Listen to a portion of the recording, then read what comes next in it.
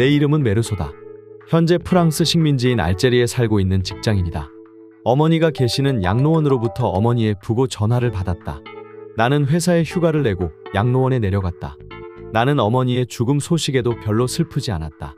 오히려 나보다 어머니의 친구들이 더 슬퍼하며 우는 듯 보였다. 마지막으로 시신을 확인하겠냐는 물음에 나는 괜찮다고 말했다. 진짜 괜찮았으니까. 나는 밀크 커피를 마시고 나니 담배가 피우고 싶어졌다. 하지만 어머니의 시신 앞에서 담배를 피워도 좋을지 어떨지 몰라 망설여졌다. 다시 생각해보니 조금도 꺼릴 이유가 없었다. 장례식 중간에 나는 문지기에게 담배를 권유하여 같이 담배를 피웠다. 관행상 날밤을 새야 하는 상황이었지만 나는 피곤함을 이기지 못하고 꾸벅꾸벅 졸았다. 나는 어머니의 죽음이 슬프긴 했지만 더위와 피곤함이 더 컸다. 주위 사람들은 메르소가 어머니의 장례식에서 덤덤한 태도로 눈물 한 방울 흘리지 않고 어머니의 마지막 시신을 확인하지 않는 모습을 보며 이상하게 여겼습니다. 나는 어머니의 부고 다음 날 같은 회사 직원이었던 마리와 함께 수영도 하고 코미디 영화도 보고 사랑도 나눴다. 다음 날 일어나 보니 마리는 가버리고 없었다. 또 얼마 후 마리와 시간을 보내고 있던 중 마리는 나에게 물었다. 날 사랑해? 나는 사랑하는 것 같지는 않다고 대답했다. 마리는 슬픈 표정을 지었다. 또 얼마 후 마리는 나에게 물었다. 나랑 결혼할 마음이 있어? 너가 원한다면 결혼해도 좋아. 너는 날 사랑해? 그건 아무 의미도 없는 말이지만 아마 사랑하지는 않는 것 같아. 그럼 왜 나하고 결혼을 해? 나는 그런 건 중요하지 않고 마리가 원한다면 결혼해도 좋다고 했다. 하지만 마리는 결혼은 중대한 일이라며 나무라는 투로 대답했다.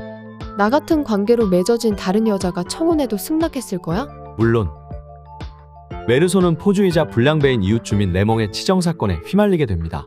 레몽은 자신의 전 여자친구를 혼내주고 싶다며 그녀가 일단 자신의 집에 한번 돌아올 수 있도록 편지를 써달라고 나에게 부탁했다. 나는 딱히 거절할 이유는 없다고 생각했기 때문에 편지를 써줬고 편지를 읽은 레몽은 상당히 만족한 모습이었다. 그리고 레몽은 나에게 경찰서에 가서 본인에게 유리한 증언을 해줄 수 있냐고 해서 이것 또한 거절할 이유가 없었기에 나는 경찰서에 가서 레몽에게 유리한 증언을 해줬다. 어느 무더운 날 레몽과 메르소, 마리는 레몽의 친구 마송의 별장이 있는 곳으로 같이 해수욕을 즐기러 가게 됩니다. 거기서 레몽에게 원한을 가진 레몽의 전 여자친구 오빠와 그 일당 무리인 아랍 청년들이 쫓아왔습니다.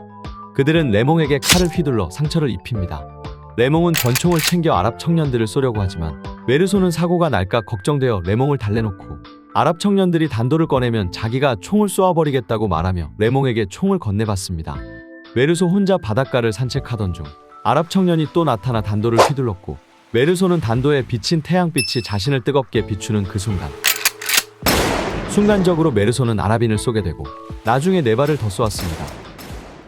아랍인이 몸을 일으키지도 않고 단도를 뽑아서 태양빛에 비추며 나를 겨누었다.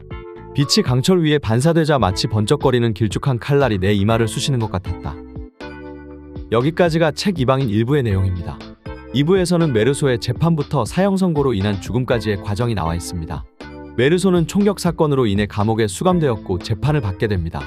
하지만 재판장에서 검사는 살인사건보다 메르소가 어머니의 죽음에 무덤덤했던 것, 밀크커피를 마시고 담배를 피고 눈물 한 방울 흘리지 않고 다음날 여자친구와 물놀이를 갔던 점을 강조하며 열변을 토했습니다.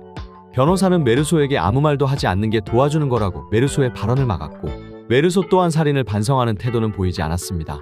재판 내내 무덤덤하고 솔직한 태도를 보였습니다. 메르소는 자신의 재판이지만 자기 자신은 소외된 채 재판이 진행되는 느낌을 받았고 판사 또한 이미 답이 정해져 있는 것처럼 메르소를 사회 부적응자 취급했습니다. 재판의 흐름 또한 살인사건에 집중되지 않고 메르소가 어머니의 나이도 모르고 어머니가 죽었을 때 눈물 한 방울 흘리지 않은 점들에 더 초점이 맞춰져 흘러갔습니다. 재판장은 마지막으로 왜 사람을 죽였냐고 물었을 때 메르소는 태양빛이 너무 뜨거워서 죽였다고 말했습니다. 결국 메르소는 사형 판결을 받고 소설은 마무리됩니다. 이제 내게 남은 소원은 내가 사형 집행을 받는 날 많은 구경꾼들이 증오의 함성으로 나를 맞아주었으면 하는 것뿐이다. 자, 어떠셨나요? 간단히 저자 소개를 하자면 알베르 카뮈는 제1차 세계대전으로 아버지를 잃고 홀어머니 밑에서 가난한 어린 시절을 보냈습니다. 카뮈는 20살 때 결혼을 하고 나중에 27살이 돼서 재혼을 합니다. 신문기사 생활을 하며 1942년 29살 때 이방인을, 1947년 35살 때 패스트를 발표하고 큰 호평을 받습니다. 1957년 알베르 카뮈가 44살 때 노벨문학상을 수상하고 1960년에 안타까운 교통사고로 학년 46세에 사망합니다. 알베르 카뮈의 이방인은 현실과 이상, 인간 본성과 사회적 압박을 탐구한 현대문학의 걸작 중 하나로 평가받고 있습니다. 주인공 메르소의 이야기를 중심으로 삶의 무의미함과 이방인으로서의 존재를 탐구하고 이런 사회에서의 한 남자의 고립을 그립니다. 메르소는 성격 자체가 무심한 성격인데다 말수가 적은 사람입니다. 재판 중 억지스러운 상황도 많았고 본인의 억울함을 충분히 토할 수도 있었을 건데 자신의 목숨이 달린 재판에서조차 그는 무심하고 수동적인 태도를 보여줍니다. 메르소가 거짓말하는 장면은 이 소설에서 한 장면도 나오지 않습니다. 메르소는 가난하고 가식이 없고 누구한테든 있는 그대로 말합니다. 모두가 그런 건 아니지만 대부분의 사람들은 우리가 조금 쉽게 살기 위해 거짓말 정도는 쉽게 하는 편입니다. 또 재판에서도 뉘우치지 않았지만 감형을 받기 위해 뉘우친 척하는 사람들도 꽤 많이 있습니다. 이런 사회 속에서 지나치게 솔직한 메르소의 모습은 이상하게 보일 수도 있을 것 같습니다. 흔히 사이코패스 성향이 아닌가 느낄 수도 있고요. 솔직히 저도 읽으면서 메르소가 마리에게 사랑하지 않는다고 말할 때는 조금 이해가 안 됐습니다. 그저 메르소는 본능과 욕망 앞에서만 반응하고 그 외의 모든 일에는 무관심한 면모를 보여줍니다. 당시 알제는 프랑스의 식민지였기 때문에 프랑스 사람이 알제 사람을 죽였다고 해도 강하게 처벌하지 않는 시대였습니다. 그런데도 메르소의 무심한 행동으로 인해 메르소가 사형까지 가게 된 것 같습니다. 하지만 재판 과정에서 모든 사람들은 답정너처럼 이미 메르소는 사회 부적응자이자 사회의 악이라는 정답을 정해놓고 메르소를 보는 것 같아서 메르소와 살인사건이라는 문제의 본질에 집중되지 않은 상황이 조금 안타깝게 느껴졌습니다.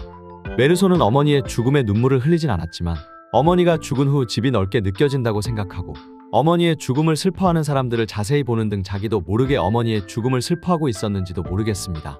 메르소는 이런 감정을 느끼는 부분이 많이 서툴다고 느껴졌습니다. 스스로 이방인의 길로 가고 딱히 변명도 하지 않는 메르소의 모습을 사람들은 굉장히 이상하다 여겼을 거고 물론 메르소의 잘못도 크지만 사람들의 색안경을 끼고 본 결과가 합쳐져 메르소의 사형을 이끌어낸 것 같습니다. 메르소가 크게 항변하지 않고 남의 일처럼 담담한 모습을 볼 땐 답답하고 아쉬웠고 또 나 자신도 법정에 있는 검사나 판사처럼 색안경을 끼고 다른 사람들을 본 적은 없는지 스스로를 되돌아보는 계기가 됐던 것 같습니다. 이 작품은 메르소의 이방인적 행동과 생각을 통해 우리가 어떻게 다른 사람들과 상호작용하며 도덕적으로 선택하는지에 대해 고민하게 했고 이 책은 우리가 삶과 도덕, 사회적 압박에 대해 어떻게 생각하고 행동하는지에 대한 철학적인 물음을 제기합니다. 현대사회와 인간 본성에 대해 깊이 생각하고자 하는 사람들에게 추천합니다. 자신만의 또 다른 의견이 있으면 댓글로 남겨주세요. 감사합니다.